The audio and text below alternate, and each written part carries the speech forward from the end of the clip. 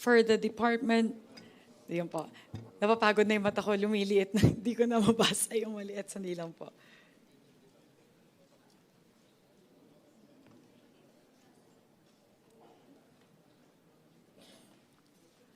For the Department of Agriculture, under the Office of the Secretary, the House proposes an increase of 16.6 billion pesos from the NEP level of 16 billion pesos for the repair, rehabilitation, and construction of farm-to-market road projects in designated key production areas, thereby bringing the total in the HGAP to 32.6 billion pesos.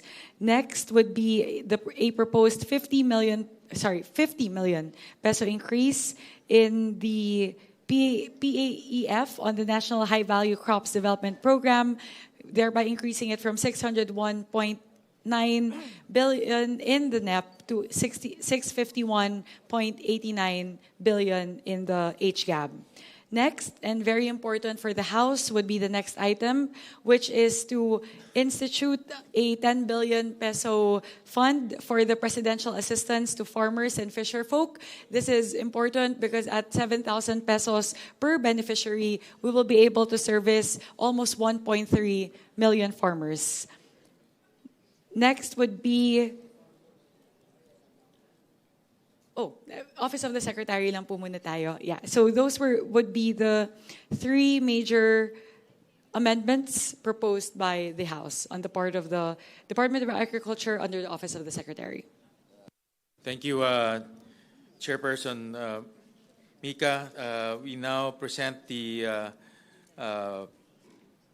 proposals of the Senate, and this is from all the proposals actually came from our Vice Chairperson Senator Kiko Pangilinan, who spearheaded the hearing of all the agriculture offices.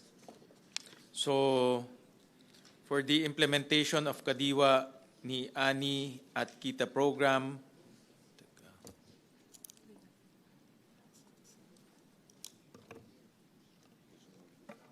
ito yun.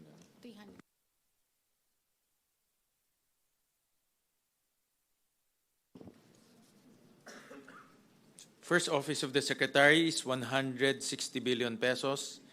Implementation of Kadiwa ni Ani at Kita program, 300 million pesos. Young Farmers Challenge program, 120 million pesos. 121 million pesos. Rehabilitation, repair, and construction of farm-to-market roads in designated key production areas, 16.3 billion pesos. Other extension, support, education, and training services activities, 650 million pesos. Building sustainable agricultural and fisheries enterprises safe through the Farmers and Fisherfolk Enterprise Development Program under Republic Act number 11321 or the Sagip Saka Act, 500 million pesos. The Digital Agriculture Project, 600 million pesos. Establishment of Agricultural Food Hub Project, 2.6 billion pesos. Biosecurity for Agriculture and Fisheries Enforcement Project, 1 billion pesos.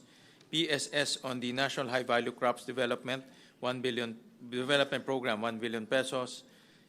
Assets on the National High Value Crops Development Program, 519 million pesos. PAEF on the National High Value Crops Development Program, 867 million pesos. INS on the National High Value Crops Development Program, 108 million pesos. Presidential assistance.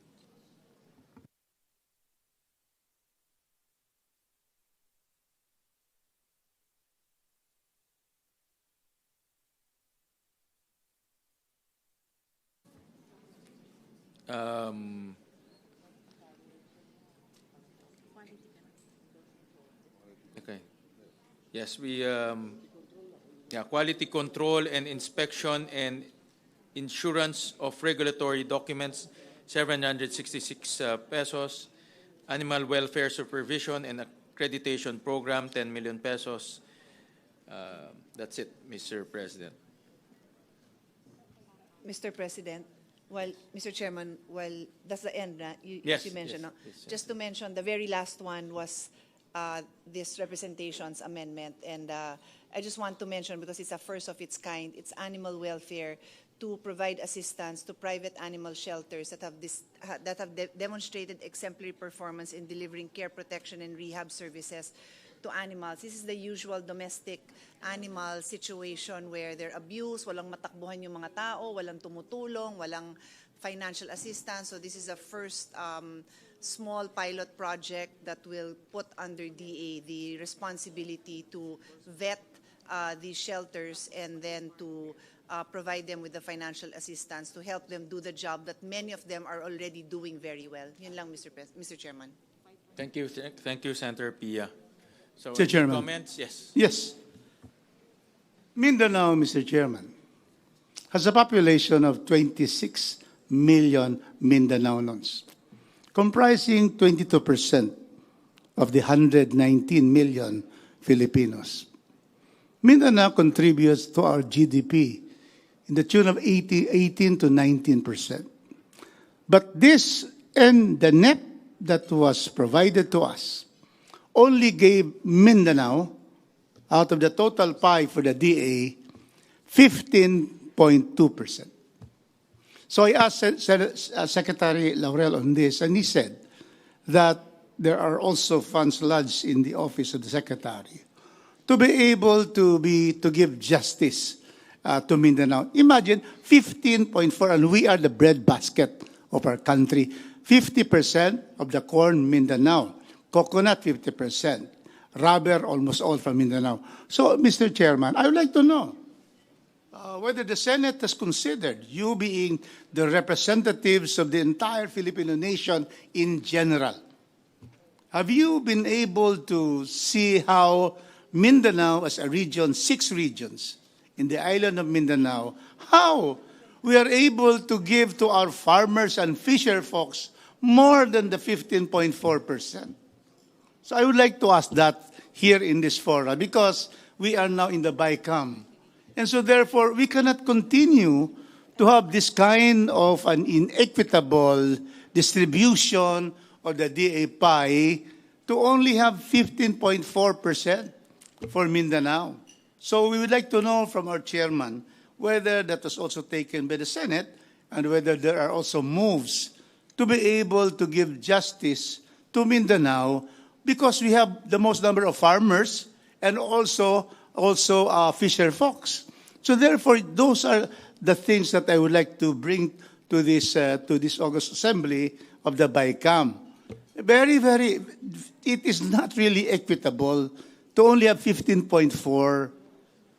So therefore, NCR gets 11%. And where can we plant in NCR? At Luneta, Mr. Chairman? So yun lang Mindanao talaga, ito yung land of promise. And yet, 15.4% lang. So yan talaga ang aming hinaing sa from Mindanao to consider Mindanao, agriculture na ito All the others are okay. Pero agriculture is really what we are all about, Mindanao. Mr. Chairman, can we have a response on that? We recognize Senator Kiko. Yes, with the permission of our chairman. While it is true that the budgetary appropriations are identified as NCR, these are actually national offices who are headquartered in NCR. But their programs and their infrastructure projects are nationwide. One case in point is the National Irrigation Administration. While it is based in NCR and therefore the budgetary allocations would be NCR-based because they are headquartered in NCR, the projects of the NIA are nationwide. So having said that, it is not exactly accurate to say that because the allocations are for NCR and the programs therefore will be implemented in the National Capital Region. So, but having said that, we understand the concern. In fact, because of this concern, there are a number of interventions that we put in place that we would like to address the challenges and nationally. For example, the establishment of a food hub project of 2.6 billion includes a food hub as endorsed by the Department of Agriculture in Mindanao. Where is it? Cagayan de Oro, Mr. Chairman. There you go. The biosecurity for agriculture and fishery enforcement, we asked for 1 billion. This would be the first border control for agriculture products being brought in. And if I'm not mistaken, actually the original request was for 3 billion or 2 billion, but one of the projects for biosafety, first border control facility, would be also in Mindanao. So there are a number of other items here that are actually for implementation nationwide. And Mindanao will have a fair share of these projects. Thank you. But, Mr. Chairman, the best way to do, for example, irrigation is not to lump it up in the head office. It should already be pushed down to the regions already. After all, the NIA has already, the NIA has already identified what are these projects, line item ngayon eh. So ano talaga? I mean, we cannot therefore just depend on being given lump sum to Manila.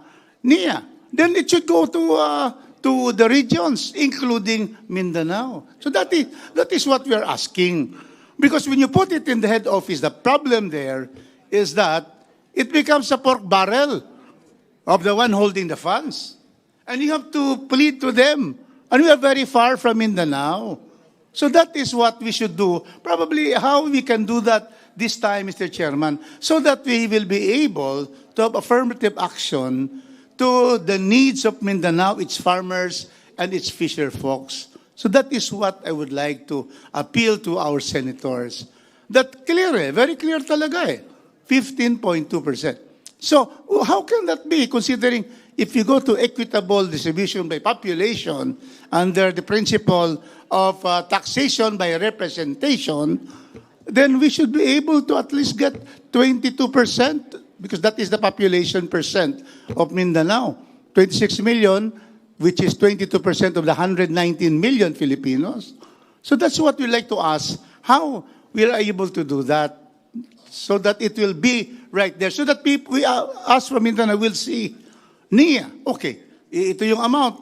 It should already be given to the regions. We can see how much Mindanao will get already. So those are the appeal of those from Mindanao, Mr. Chairman, and of course, Senator Kiko Pangilinan. Yes, if I may also add, Mr. Chairman, there are budgetary appropriations for the Office of the Secretary, which we believe we pushed for the increase, and there should be a fair share for Mindanao. For example, we increased the PCIC budget by an additional 1 billion, which therefore will be made available to farmers nationwide. The ACPC, we also increased it by 250 million, again to be made available for our farmers and fisher folk nationwide. So these are some of the programs that we pushed for in terms of additional funding, and definitely we should be able to put in place perhaps maybe even a special provision on ensuring equitable distribution of the programs throughout the country. Thank you for those increases, Senator Kiko. And indeed, if there's a special provision that will have equitable, then it will be okay with us. Equitable distribution in accordance with the number of farmers. In the presentation of Secretary Kiko, we can see that 35% of the farmers are in Mindanao, 35 to 40%. So, and the fisher folks. So therefore, we should have that kind of equitable apportionment. So I would propose that we pass a special provision to have equitable share of those funds lodged in the office of the Secretary. I so move, Mr. Chairman.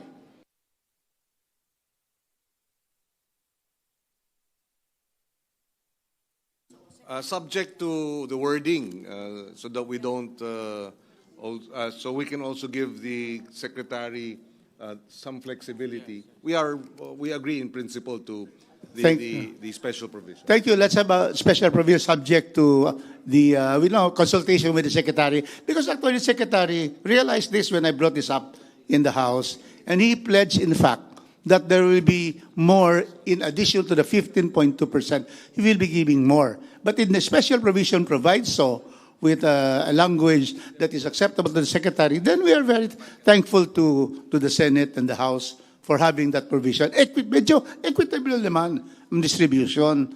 Thank you, Mr. Chairman. Thank you, Secretary Kiko. Thank you. Thank you, Congressman. Mr. Chair. Yes, Senator Lauren. I would just like to express my agreement with the points of Congressman Rodriguez. And I'm also wondering why the lump sums are big. In fact, moving forward in the coming NEPs, coming years, it should be disaggregated. And the more disaggregated it is, equitably distributed in the different regions, even down to the provinces or districts, it's better rather than it's lump sum and it's subject to patronage politics o kung sino ang sinasabing malapit sa kusina. So I agree with you, and especially now with the effects and the impacts of climate change, our farmers and fisher folks in Mindanao need all the support needed. So we would be happy with the permission of the chair to receive a special provision that could guide the funds that are lodged presently in the office of the secretary. Thank you. Mindanao would like to thank Senator Ligarda for supporting us, the chair, because you were the one who said to support immediately. But of course, together with the chairman, Senator Kiko. Yeah. So thank you very much for that. And we hope to have that provision. Senator Kiko, you're in charge of agriculture, and we really would like to get your support. Thank you so much. You have it, Congressman. Actually, Congressman. So Mindanao thanks Senator Kiko Pangilinan. Now we wait for the chairman to also pledge. No, I think that concept should be spread out in various agencies, not only in DA, but also, let's say, in the PWH or in DOTR, so that development will spread throughout the country, not centralized in Metro Manila or just Luzon. So that's something that we will be looking at in the next budget cycle or in any discussions. Thank you. Mindanao thanks Chairman Senator Yun Gatchalian. Thank you. Maraming salamat, Kong Rufus. So any comments? Any? To continue, Mr. Chairman, on another matter. This is regarding our proposal for the farm-to-market road. This is affirmative action, especially in Mindanao, where we have already highways. But the problem is how our people in our far-flung barangays will be able to bring their produce to the city, lowering costs and enabling them to bring their products. So I have been requested by the chair, and I always obey my chair. So whatever the chair would want. Okay. Thank you very much. Thank you for indulging me, Representative Rufus Rodriguez. Before we go to the question on the farm-to-market roads, I would first like to focus the matter on something of great importance to the House, which is the funding for the presidential assistance to farmers and fisher folk. In the HGAB, there is a allocation of 10 billion pesos for this program, and we appeal once again to our colleagues in the Senate to please help us fund this in the final version of the GAA. The reason being that this is a critical program, one of the flagship programs of the President that enables him to provide assistance, enables the administration to provide assistance to farmers and fisher folk all throughout the country. Several instances where it has been given in the past, in Navotas when there was an oil spill, in Cavite as well, I believe, also due to the oil spill, when there in Camarines and in other areas when there were times of calamities, especially when typhoons would strike, and this would damage the crops of the farmers. And finally, in cases wherein crop prices are so low that farmers get prices below their investment. So siguro po yun po yung hihingiin namin. Napakahalaga po kasi ng programa na ito para po sa ating mga magsasaka at mangingisda. At I will also personally advocate for this as a representative from the 1st District of Nueva Ecija, which is the rice granary of our country. And it is very important for us to be able to have this fund to help our farmers. Siguro po, in more recently, siguro po gusto ko pong banggitin yung nangyari nitong nakaraang cropping cycle na napakababa po ng presyo ng pagbili ng palay. At napakalaki po ng nalugi sa ating mga magsasaka. At ito po sana, itong path na to ay posibleng maging susi. Malaki po yung papel na gagampanan nito para matulungan po yung ating mga magsasaka na una po kahit papaano ay makarecover doon sa nawala nilang puhunan sa nakaraang cropping cycle at magkaroon din po sila ng puhunan para naman po sa susunod na pagtatanim. Napakahalaga po nito.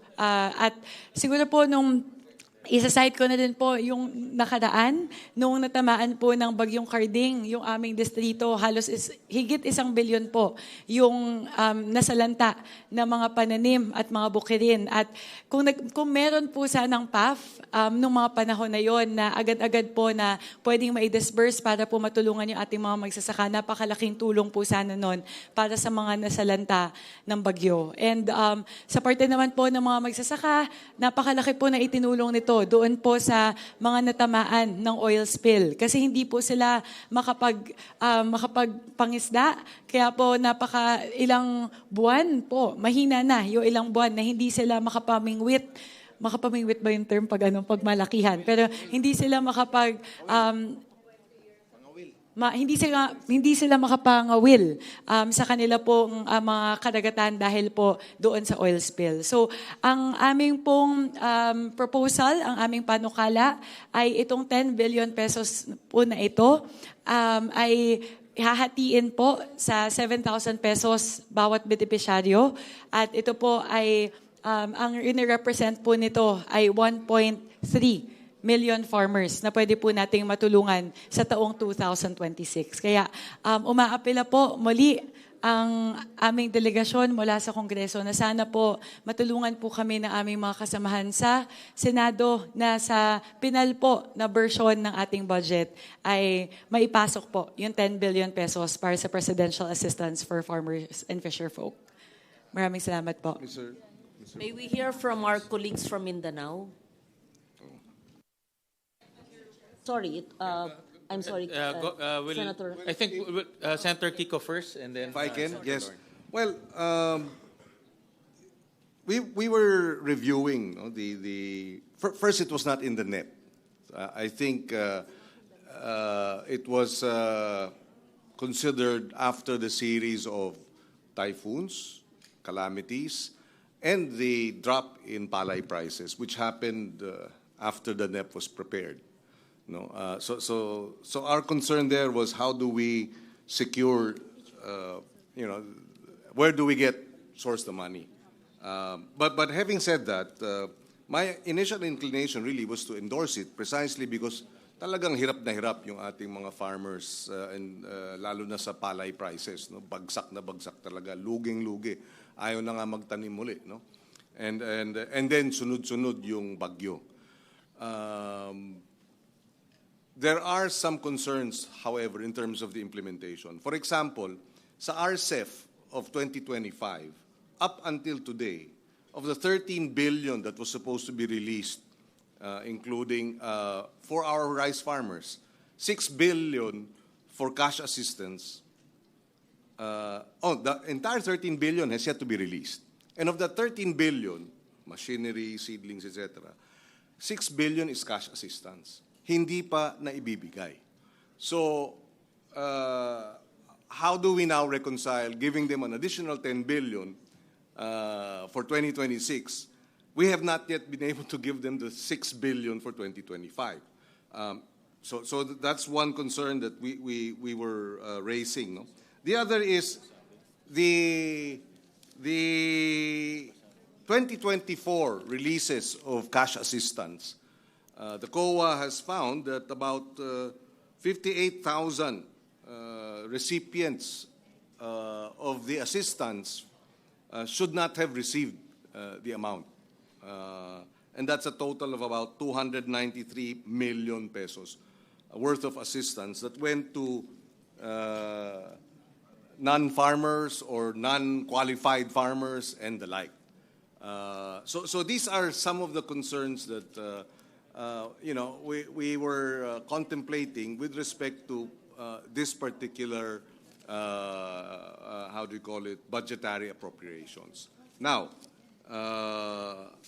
like I said initially, we were supporting this, and if we'd like to hear out other members of the panel, and maybe from our panel too in the Senate, so that we can try and find some win-win, how do you call it, compromise.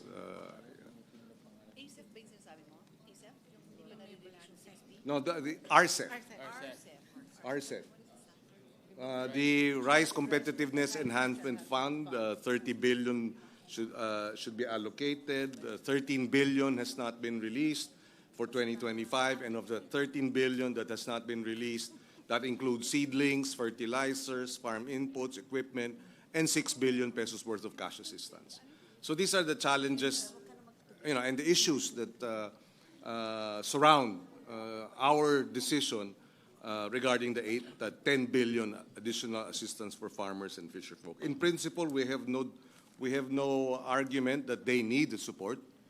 We don't dispute that they have suffered a lot in the last year and have suffered a lot of losses and need support. So moving forward, we will yield. We will defer to the committee's preference and decision. Sige. If I may respond po, with regard to the 6 billion mentioned in the RCEF, I was one of the principal authors of the amendments to the Rice Competitiveness Enhancement Fund. And I believe that the 6 billion is tagged under the RFFA, which is the Rice Farmers Financial Assistance. And I think one of the chokehold points there would be the recognition of the funding source. Kasi po ang source po nito would be the tariff revenues. And yun po yung isa sa mga naging problema. Nagkaroon po ng late recognition, late reporting from the part of the BOC. Kaya nagkakaroon po ng delays kasi hindi po natin nakikita kung ano yung excess tariff revenues. And yun din po yung isa sa mga dahilan kung bakit in general, since RCEF was implemented in 2019, mabagal po yung disbursement. And I believe with the amendments that were introduced was it December of 2024 when it was signed? Hopefully po maayos na po yun. But I believe it's tagged, it's linked to the funding source in the case of RCEF kasi it's a SAG-F po. That's why it might be that. So it's not really the disbursement, it's the source of fund that may be the chokehold point, the choking point for RFFA. With regard to the actual identification of beneficiaries, siguro po pwede po nating kausapin yung DA patungkol dyan. Mas paigtingin po yung guidelines. We have to be more stringent with the guidelines to ensure that only farmers and fisherfolk affected by calamities, either calamities or very low palay prices or oil spills and the like would be eligible to receive the PAF. So we can put in those safeguards po just to ensure that this program will be implemented correctly. And with that, I would like to yield the floor to Representative Pepito Alvarez.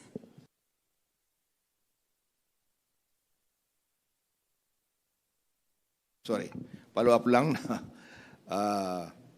Sana i-adapt ng aming Senate counterparts yung requested ng administration na 10 billion. Kasi I can only cite Palawan, kailangan talaga. So, meron mang nagkamali doon, meron mang finding ang COA. Let's institute na lang more safeguards para wag naman natin tipirin yung ayuda sa fisher folk at sa farmer natin. Yun lang ang pakiusap dahil kung makita mo yung minention ni Senator Kiko na nawalaan tayo dahil hindi mayroong mga nagpapanggap na farmers at saka fisher folks, but sa next cycle siguro mas mabuti, mas mababa na yan. Kaya tuloy na lang po natin ito. Nakikiusap kami. Thank you very much. Madam Madam Chair. Chair, if I may. Representative Marcelino Libanan and then Representative Rufus Rodriguez. Thank you, Madam Chair, Mr. Chair. Gusto ko lang mag-propose ng amendment na hindi lang 7,000 yung ceiling bawat isang tao. Kasi napakaliit ng 7,000 kasi parang AX na po yan. Kung maaari, maglagay na po tayo ng ceiling. We are dealing here with the backbone of our economy, farmers and fisher folks na bibigyan. Kaya laki-lakihan na po natin yung may bibigay natin sa mga beneficiaries. Thank you, Maino. To respond to that, Bo, actually, this is not something that we will stipulate in the GAA. Rather, it's based on the internal guidelines that the DA has issued when they implemented PAF in recent years. So, pwede po natin kausapin yung DA kung ano po yung gagawin nila na entitlement per beneficiary moving forward. Representative Rufus Rodriguez. Thank you, Madam Chair. And certainly, we support the fund for the presidential assistance to farmers and fisher folks. President Bongbong Marcos was in the city of Cagayan de Oro last year to give precisely to our fisher folks who were victims of the shear line. They were not able to fish. In fact, there was a deluge of water in the shoreline, and so some boats were destroyed. And then also from the farmers in Cagayan de Oro and Misamis Oriental. And the President was in Cagayan de Oro at our convention center. And you can see that our farmers were so thankful to President Marcos because the President went to them and they saw the President, shook hands with the President. The President has brought government nearer to the people. And so therefore, these are the kinds of immediate assistance that the Office of the President can already give when there is a calamity, when there is a typhoon, there are earthquakes, and so which affects farmers and fisher folks. So I appeal to our Senate colleagues to be able to give this 10 billion so that there will be an immediate assistance to farmers and fisher folks all over the country. Thank you, Mr. Chairman. Madam Chair. Thanks, Representative Brian Yamsuan.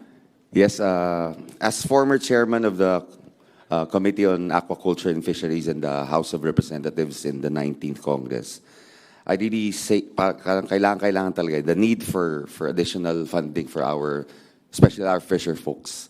Sila yung madalas tamaan, bagyo, sila yung laging nawawalan, and of course, dwindling pa yung population ng ating mga fisher folks.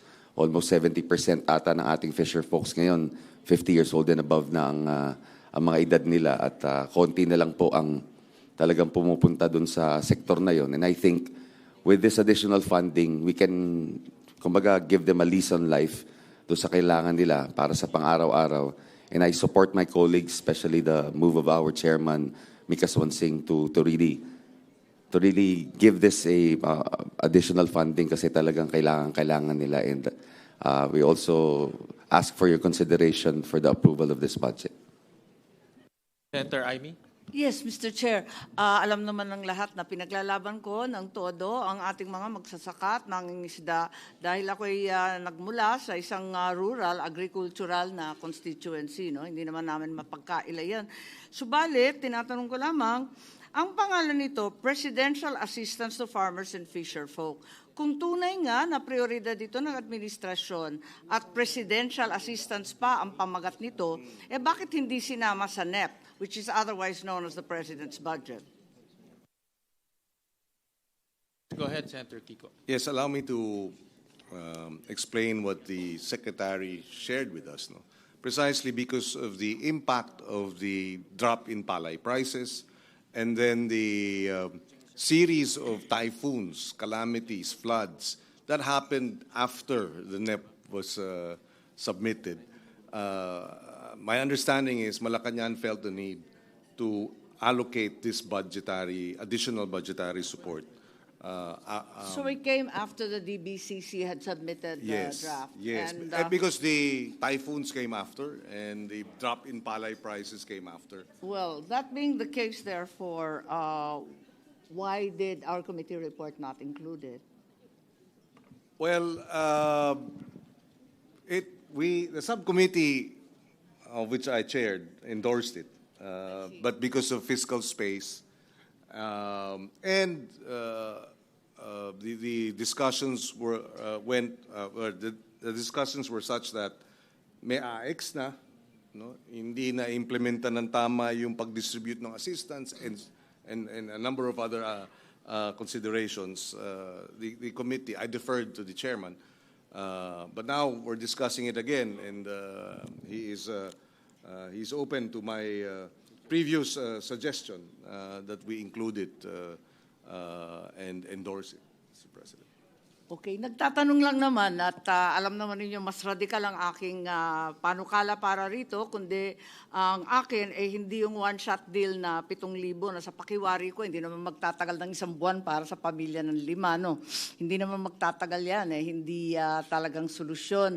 Ang akin nga para magkaroon ng national wage, farmers wage ang marginal farmers kasi hindi yung one-shot deal ang makakatulong sa kanila kundi malawakan at mas mahaba sustained support dahil ang layo-layo na natin. Ganun pa man, tignan natin kung saan kukunin ni Chairman Gatchalian. Magmamagic pa tayo para magkaroon ng fiscal space. Mr. Erwin? Thank you, Mr. Chair. Mr. Chair, the problem here is, bottom line, we don't have funds for this because it is not number one in the NEP. Pangalawa po, saan ho natin huhugutin to? Saan tayo magbabaklas? Ilalagay natin dito. Pero may mga options po tayo kasi when I was with the DSWD, may mga programs po ang DSWD dito. Yung Kalahi Seeds for One. Nandyan din po yung Sustainable Livelihood Program para sa mga kooperatiba. Nandyan din po yung AX, pag may mga bagyo, they continue to do this. So, may options actually, may alternatibo na po pwedeng pumasok, tumulong ang DSWD through doon sa Kalahi Seeds nila. It's a community-based program to alleviate poverty in that community. Number 2, yung Sustainable Livelihood Program. Usually, ang ginagawa dito ng DSWD, cooperative, encouraging mga fisher folks, mga farmers, to create a cooperative or to build their own cooperative, then lalagyan ng pondo yung kooperatiba na yun. Number 3, yung AX nga na 5,000 ay binibigay usually sa mga calamity areas, yung mga tinamaan ng kalamidad ng mga kababayan natin. So, there are options. Ito ang 3 options na ito ng DSWD, Mr. Chair. Senator Pia and then Senator Kiko. Actually, Mr. Chairman, my intervention is similar to Senator Tulfo's. Of course, he was our former secretary, but I handle the budget of DSWD right now. So, Mr. President, let me start with another committee that I chair, the Committee on Sustainable Development Goals, Innovation and Futures Thinking. The number 1 SDG is no poverty, and the Filipino farmers are the poorest sector in the entire country. So there is no argument that we need to support them, and it is well worth our time to spend more than a 10-minute exchange on ideas on how we can provide more funding for the farmers. I think it is worth having this discussion. My intervention specifically is, well, first my observation, there seems to be a problem with the efficiency of DA in identifying and delivering the needed funds to these farmers. Clearly, the fact that the chairperson said she had a lengthy explanation on the availability of the fund, and then in terms of the questions on who is receiving those funds. Now, Senator Tulfo had already mentioned that DSWD has similar programs. So my humble recommendation is that we consider giving that fund to DSWD, because as it is, DSWD has their own share of problems in the efficient delivery. But mas natuto na sila, mas nahasa na sila, mas tinitingnan natin sila. Kumbaga, mas mahirap magkaroon ng kalokohan doon, in my humble opinion. Kung hindi sanay si DA sa ganito, then we're open a whole Pandora's box with this new agency delivering funds that they do not, I'm not aware, but do they have the expertise in doing this? Because DSWD has the expertise. On that note, the LSLP that His Honor mentioned is 4.5 billion under the NEP, and the House recommended this to be 5.13 under the GAB, and the Senate supported this. So pwede natin dagdagan yon. It's just an option because mahirap sa atin na nakakarinig tayo ng pera na pinaghirapan natin hanapin para makarating sa mga kababayan, tapos hindi nakakarating, nakakaltasan. Ang sakit eh. So kung mabibigay natin to sa isang ahensya na mas maaasahan natin, that might be an option. So that's all really that I'm recommending that the body considers, because I want to support the farmers and fisher folks. I shared the concern of Senator Aimee, and I'll include Senator Lauren as well because we were discussing na medyo parang afterthought naman kasi dahil taon-taon naman tayo binabagyo. Taon-taon naman na merong another crop na nagkakaroon ng mafia na hindi na maganda ang presyo ng farmers natin. So ba't pa tayo nagulat? Ba't pa hindi pa nasama to sa NEP? So yun lang naman ang mga considerations natin at this point. But I fully support kahit more than 10 billion, maghanap tayo ng pondo, but let's lodge it in an agency that can deliver this properly. That is my suggestion, Mr. Chairman. Thank you. Mr. Chairman.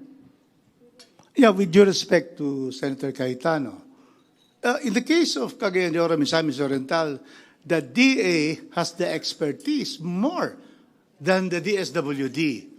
Because DSWD, AIX, AKAP. But this one is a sector, which are farmers and fisher folks. And the fact that the President was able to go there at the time when they were hit by the shear line and the typhoon in Cagayan de Oro and also Misamis Oriental really says a lot towards our government being able to reach out to our people. And so iba talaga ito eh. That's why it is farmers and fisher folk. DSWD would not have that kind of expertise to be able to know, because the DA has the list of farmers for every province, every city. So therefore, we are asking that in this particular case, let us continue, Senator Pia, because this is a sector that DA is really on top of. If I may, yes, in agreement with Representative Rodriguez, there is something called the Registry System for Basic Sectors in Agriculture, the RSBSA, and the Rice Farmers Registry System, which is very comprehensive. Kung minsan hindi na-update, pero ganun pa rin, siya yung foundational database for government agricultural assistance, cash grants, crop insurance, subsidized rice, and mechanization. So kung tutuusin, para sa akin, mas maayos pa nga yung listahan na yan kesa yung mga ginagamit natin sa AKAP at AIX. Yes. Mr. President, just a quick response. I defer to the experts, no? Kasi alam nyo naman yung mga farmers nyo. So sa akin lang naman, it was just a suggestion because clearly there have been issues. So I'm so happy to hear na maayos po sa Cagayan de Oro. I'm truly happy about that. Pero what do we do with those, how many? 65,000 wrong recipients? 58,000. How many? 58,000. 58,000. So what do we do with that? I don't know. That's why I'm just throwing some, if I may just continue. We don't have the data as to So- where, but that was the national figure that was given by COA. So I mean, I defer, no? It's just a suggestion, but I cannot just not consider that 58,000 wrong recipients is okay. It is not okay because that 58,000 could have, I'd rather na nadoble dun sa mga fisher folk and farmers sa Cagayan de Oro, madoble na lang kaysa maling recipient, di ba? Kasi sayang din yung nilalagay natin dun sa ibang assistance kung sa ibang programa, mali-mali din ang pag-deliver. So it's just that. It's just a level of frustration that, we work so hard to find the right funding and then it doesn't go to the recipients. Thank you. Mr. Chair. Senator Kiko. Yes, Yeah. go ahead. I will yield. Mr. Chair, mine kanina was just a suggestion, di ba, na instead of giving out 7,000 one time, I mean, we have typhoons every few months. Farmers, crops, they're destroyed pag nadaanan ng bagyo. And then fisher folks din sila makalabas. Mataas lang, malaki lang ang alon, hindi na kagad pinapayagan ng Philippine Coast Guard. So, we give them 7,000 this month, July, may bagyo na naman na September. My point here, Mr. Chair, is like, why don't we give this, sige, kung DA, let's just give it to DA, or like what Congressman Rodriguez is saying. Pero siguro, baka po pwedeng gawin natin in a form of a livelihood. Para kulang kasi 7,000 at one time, ang bagyo, 3 times, 4 times, tumaas lang ang alon, amihan, habagat, di na makalabas yung fisherman natin. So, siguro mas maganda kung gawin natin ito. I don't know if the good congressman from Cagayan de Oro will agree with me, na hindi in the form of ayuda, kundi parang sustainable livelihood. It's a livelihood. Like they pull their money together in one community, in one fishing village, para makagawa sila ng isang kooperatiba doon, like what DSWD is doing, para may pinagkakitaan sila every time na hindi sila makalabas because may bagyo, may mataas na alon. Mr. Chair. Mr. Chairman, fishing and farming is already a livelihood. And precisely because it's a livelihood, they need already, when there's an emergency, they need to buy fishing nets because, it was destroyed, the boats have been dilapidated. So in other words, these are immediate assistance. And therefore, the livelihood that they have, farming is a livelihood. We don't have to reinvent the wheel on what should be the farmers should do, or the fisher folks.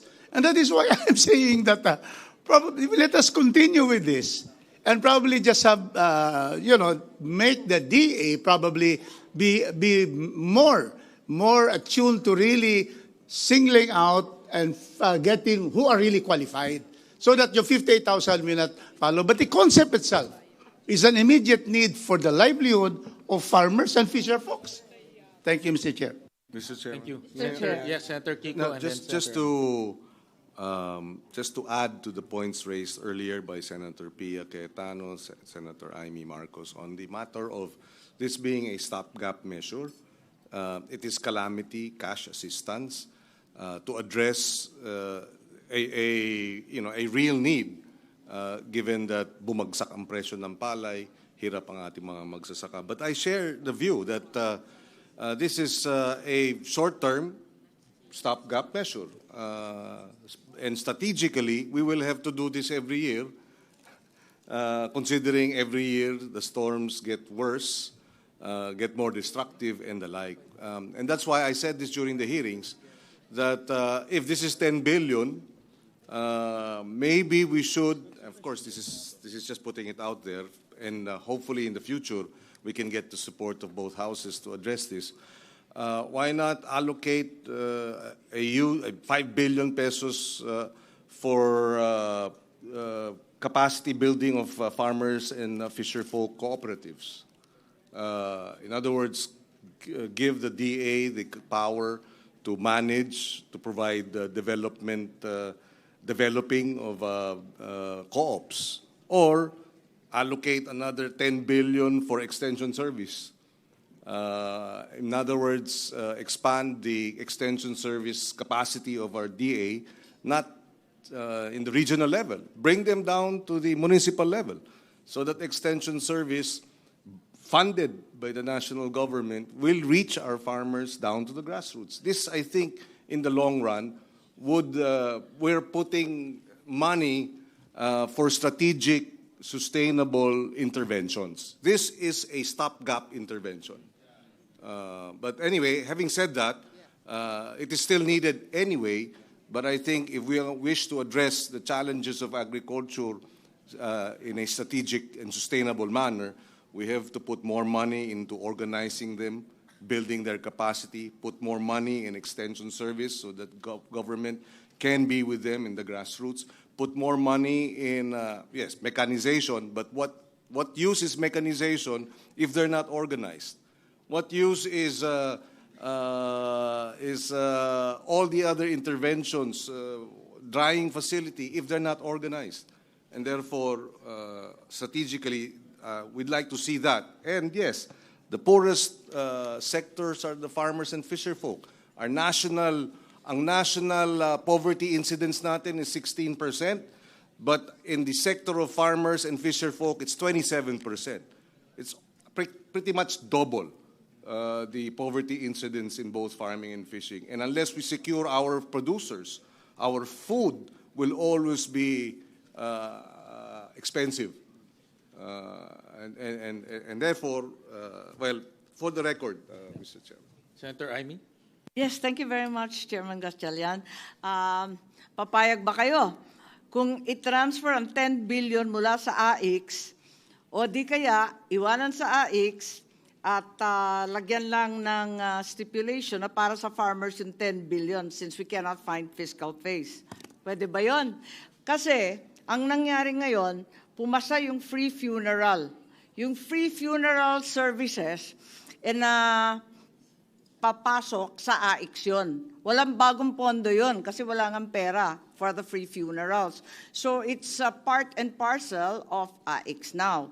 So I'm wondering if perhaps you would like to just carve out a 10 billion from the AIX program and identify it strictly for farmers who are facing calamities or are victims of all sorts of natural and man-made calamities. If I may respond po, if the question is with regard to the funding source, I will be able to provide Senator Win with a proposal on where this 10 billion pesos will be carved out. Hey, win. So Yes, most definitely. Huwag tayong magbabawas ng AIX, yun ba yun? Well, for me, after listening to our esteemed colleagues, and I agree with Senator Pia, the poorest of the poor comes from the agri and fisher folk sector. And ang problema, they're also susceptible to price fluctuations. No? Pag tumaas ang presyo ng palay, susceptible sila doon. Pag bumaba ang presyo ng palay, susceptible sila doon. Walang calamity, pero susceptible sila sa presyo. No? So, and at the same time, susceptible rin sila sa weather disturbances. No? So, it's really, for me, parang, it's a very volatile, they live a very volatile life because of the price fluctuations and also the weather disturbances. That's why I can see a specialized program for them because I think yung mga ibang mga kababayan natin hindi ganito na experience nila, no? Price and weather, no? And these things cannot be predicted. No? Maya pakahirap i-predict yung ganito. So